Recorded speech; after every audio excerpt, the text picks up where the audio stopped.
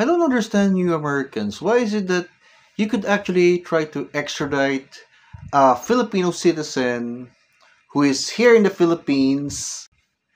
The crime that is being accused to him lacks sufficient evidence both in your court and in the Philippine Supreme Court, but still, you could actually extradite him from grounds that are very, very weak.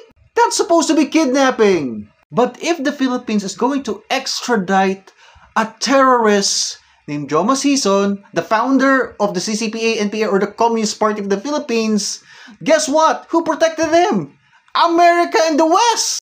I thought America and the West are anti-communist, but then they're protecting the world's greatest communist in our modern era. Not just any certain communist, but a terrorist communist, and he's being wanted by every state of every country. He's being declared as a terrorist everywhere.